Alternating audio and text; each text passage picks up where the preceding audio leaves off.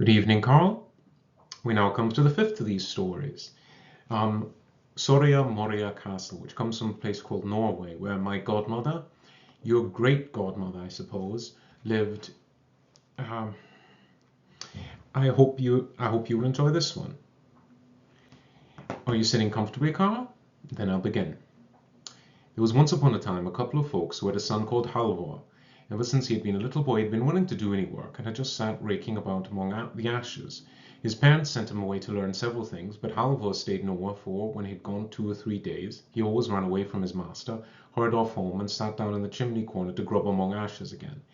This is a time when the biggest room in the house would have been the kitchen, Carl, and parents would send their children off to people who knew a craft, and these were called masters, who taught their little boys, who were called apprentices, how to do that craft. One day, however, a sea captain came and asked Halvor if he hadn't a fancy to come with him go to sea and behold foreign lands. And Halvor had a fancy for that, so was not long in getting ready. How long they sailed I have no idea, but after a long time there was a terrible storm, and when it was all over and it all had become calm again, they knew not where they were, for they had been driven away to the strange coast of which none of them had any knowledge. There was no wind at all, as they lay there becalmed, and Halvor asked the skipper to give him leave to go ashore to look about him, for he'd much rather do that than lie there and sleep. Dost thou think thou art fit to go where people can see thee? said the skipper. The skipper is an old word for captain, Carl. Thou hast no clothes but those rags you're going about in. Halvor still begged for leave, and at last got it, but he was to come back at once if the wind began to rise. So he went on shore, and it was a delightful country. Whithersoever he went there were wide plains, with fields and meadows, but as for people there were none to see.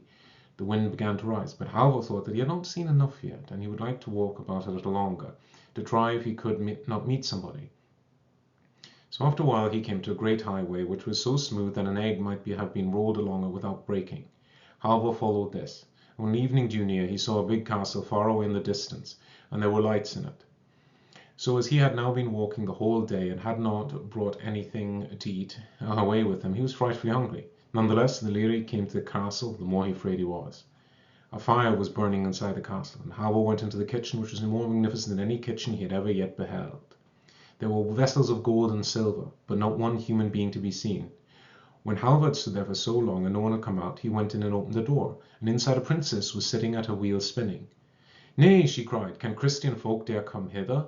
But the best thing you can do is go away again, for if not the troll will devour you, and a troll with 3 heads lives here."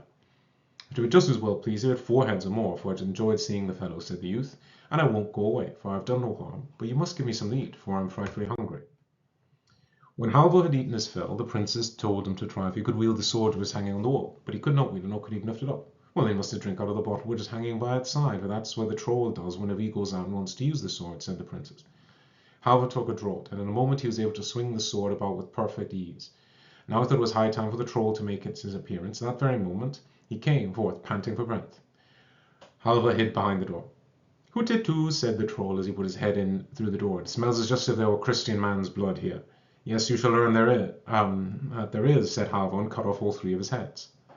The princess was so rejoiced to be free that as she danced and sang, then she remembered her sisters, and said, if her sisters were but free too. "Where are they?" asked Halvor. So she told him where they were. One of them had been taken away by a troll to his castle, which was 6 miles off, and the other had been carried off to a castle which was 9 miles farther still.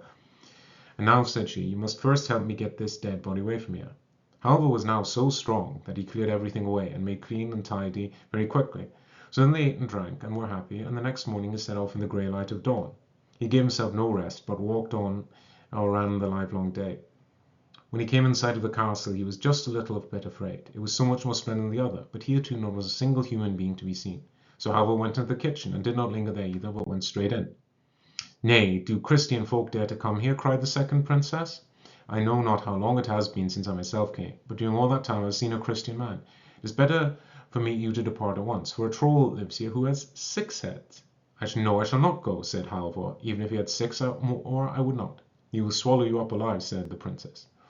But she spoke to no purpose, for Halvor would not go. He was not afraid of the troll, but he wanted some food and some drink, for he was hungry after his journey. So she gave him as much as he would have, and then he once again had to make him go away. "No," said Halvor, "I will not go, for I have not done anything wrong, and I have no reason to be afraid." He won't ask you any questions about that, said the princess, for he will take you without leave or right. But if you will not go, try to see if you can wield the sword which the princess used in battle. He could not brandish the sword, so the princess said he was to take a draught from the flask that hung by its side, and when he had done that, he could wield the sword.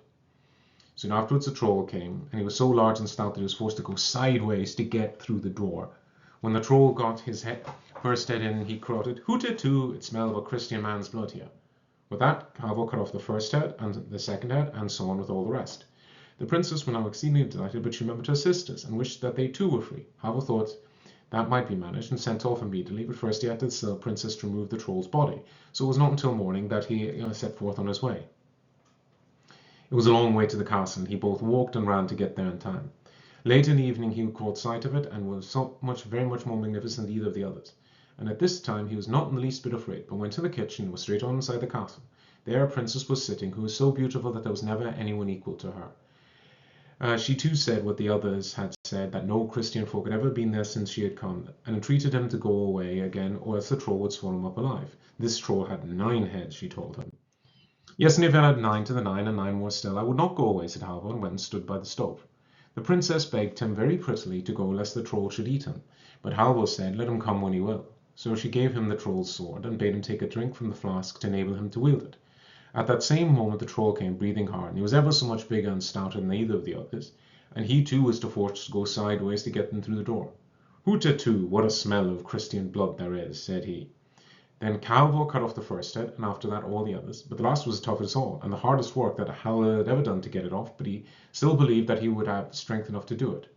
Now all the princesses came to the castle, and they were together again. They were happier than ever had been in their lives, and they were delighted with Halvor, and he with them. And he was to choose the one he liked best. Of the 3 sisters, the youngest loved him best. But Halvor went about and was so strange and mournful and quiet that the princess asked him what it was longed for, and if he did not like to be with them. He said he did like to be with them, for they had enough to live on, and he was very comfortable there. But he longed to go home, for his father and mother were alive, and he had great desire to see them again. They thought this might easily be done. "You shall go and return in perfect safety. You will follow our advice," said the princesses. So he said that they would do nothing that they did not wish. So he said that he would do nothing that they did not wish. So they dressed him so splendidly that he was like a king's son, and they put a ring on his finger, and it was one which was able to go there and back again by wishing. But they told him they must not throw it away or name their names, for if he did, all the magnificence would be at an end, and he would never see them any more. "If I were but at home again, if I were home were but here," said Halvor. "No sooner had wished this than it was granted." Halvor was standing outside his father and mother's cottage, and before he knew he was about. The darkness of night was coming on, and when the father and mother saw such a splendid and stately stranger walk in, they were so startled they both began to bow and curtsy. Halvor then inquired if he could stay there and have lodging for the night. Naughty Halvor. No, that you certainly could. "We can give you no such accommodation," they said, "for we have none of the things that are needful when a great lord like you is entertained. It would be better for you to go up to the farm. It's not far off. You can see the chimney pots from here, and they have plenty of everything." Halvor would not hear that. He was absolutely determined to stay always, but if the old folks stuck to what they'd said, he told them they was go off to the farm where he could get both meat and drink, and whereas they themselves had not even a chair to offer him. "No," said Halvor, "I will not go there till early tomorrow morning. Let me stay here tonight. I can sit down among the hearth." They could say nothing to that, so Halvor sat down on the hearth and began to rake among the ashes just as he had done before, and lay there idling away his time. They chatted much about many things, and told Halvor of this and of that, and at last he asked them if they had never had any child. Yes, they said. They had a boy who was called Halvor, but they didn't know where he had gone, and they could not even say whether he was alive. "Could I be he?" said Halvor. "I should know him well enough," said the old woman, rising. Our Halvor was so idle and slothful he did never anything at all, and he was so ragged that one hole ran into another all over his clothes. Such a fellow as he could never turn into such a man as you are, sir. And in a short time the old woman had to go to the fireplace to stir the fire, and when the blaze lit up Halvor as it used to do when he was at home raking up the ashes, she knew him again. "Good heavens, is that..." Excuse me, Carl. "Good heavens, is that you, Halvor?" said she, and such great gladness fell upon the old parents there was no bound to it. And now he had to relate everything that had befallen him, and the old woman was so delighted with him that she would not take him up to the farm at once to show him to the girls who had formerly looked down on him so. She went there first, and Halvor followed her. When she got there, she told him where Halvor had come home again. Now they should see how his miffins was. "He looks just like a prince," she said. "Well, we shall see that he's just the same ragmuffin as he was before," said the girls, tossing their heads. At the same moment Halvor entered, and the girls were so astonished they left their kirtles lying in the chimney corner and ran away in nothing but their petticoats. When they came in again, they were so shamefaced they hardly dared to look at Halvor, to whom they'd always been so proud and haughty before. Aye, you've always thought you were so pretty and dainty no one was equal to you, said Princess. But you should just see the eldest princess whom I set free. You look like herdswomen compared to her. And the second princess is also much prettier than you, but the youngest, whom I speak more, was more beautiful than either sun or moon. I wish to heaven they were here and you would see them. Scarcely had said this before they were standing by his side, but then he was very sorrowful, for the words that they had said to him came to his mind. Up at the farm a great feast was made ready for the princesses, and much respect paid up to them, but they would not stay there. We want to go down to your parents, they said to Halvor, so we will go out and look about us. He followed them out, and they came to a large pond outside the farmhouse. Very near the water was a pretty green plank, and the other princess said they would look down a while for an hour, but it would be pleasant to sit and look out over the water, they said. They sat down, and after they sat for a short while, the youngest princess said, I may as well comb your hair for a little, Halvor. So Halvor laid his head down on her lap, and she combed it, and was not long before he fell asleep. Then she took the ring from him and put another in its place, and said to sisters, Hold me as I am holding you. I would that we were at Soria Moria Castle. When Halvor woke, he knew that he lost the princesses, and wept and lamented, and was so unhappy he could not be comforted. In spite of all his father's and mother's entreaties, he would not stay, but he bade them farewell, saying he would never see them more. If he did not find the princess again, he did not think it worthwhile to live. He had again $300, which he put into his pocket and went on his way. When he had walked some distance, he met a man with a tolerably good horse. Halvor longed to buy, and began to bargain with the man. Well, I've not exactly been thinking of selling him, said the man, but if we could breed, perhaps. Halvor inquired how much he wanted to have for the horse. I did not get very much for him, it's not worth much. He's a capital horse to ride, but good for nothing at drawing. But he'll all be able to carry your bag of provisions, and you too, if you walk him by turn. Last they agreed the price, and Halvor laid his bag on the horse, and sometimes walked, and sometimes he rode. In the evening he came to a green field, and stood a great tree, under which he seated himself. Then he let the horse loose, and lay down to sleep. But before he did, he took his bag off the horse. Daybreak he set off again, for he did not feel as if he could take any rest. So he walked and rode the whole day through a great wood. There were many green places which gleamed very prettily among the trees. He did not know where he was or whither he was going, but he never lingered longer in any place than was enough to let his horse get a little food when they came to one of these green spots, where he himself took out his bag of provisions. So he walked and he rode, and it seemed to him that the wood would never come to an end. But on the evening of the second day he saw a light shining down through the trees. If there were only some people there that I might warm myself, get something to eat, thought Halvor. When he got to the place where the light had come from, he saw a wretched little cottage, and through the small pane of glass he saw a couple of old folk inside. They were very old, and as grey-haired as a pigeon, and the old woman had such a long nose that she sat in the chimney corner and used it to stir the fire. Good evening, said the old hag. But what errand had you bring there? No Christian folk have been here for more than 100 years.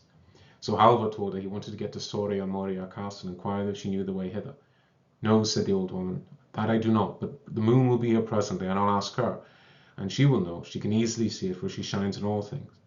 So when the moon stood bright and clear above the treetops, the old woman went out. Moon, moon, she screamed, canst thou tell me the way to Soria Moria Castle? No, said the moon, that I can't, for when I shone there was a cloud before me. Wait a little longer, said the old woman to Halvor, for the west wind will presently be here, and he will know it, for it breathes gently or blows into every corner. What, have you a horse too? She said when she came in.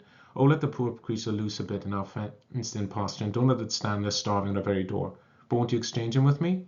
We have a pair of old boots with which you can go a quarter of a mile at each step. You shall have them for the horse, and then you'll be able to get sooner to Soria Moria Castle. Halvor consented to this at once, and the old woman was delighted with the horse that she was ready to dance. For now I shall be able to ride to church, she said. Halvor could take no rest, and wanted to take off immediately, but the woman said there was no need for that. Told him to lay down on the bench and sleep a little, for we have no bed to offer you, and I will watch the coming of the west wind. Ere long came the west wind, roaring so loud that the walls creaked. The old woman went out and cried, West wind, canst thou tell me the way to Soria Moria Castle? Here is one who would go thither. Yes, I know it well, said the west wind. I'm just on my way there to dry the clothes for the wedding which is to take place. If he is fleet of foot, he can go with me. Out ran Halvor. You will have to make haste if you mean to go with me, said the west wind, and away it went over hill and dale, and moor and morass, and Halvor had enough to do to keep up with it. Well, now I have no time to stay with you any longer, said the west wind, for I must first go and tear down a bit of spruce fir before I go to the bleaching ground to dry these clothes.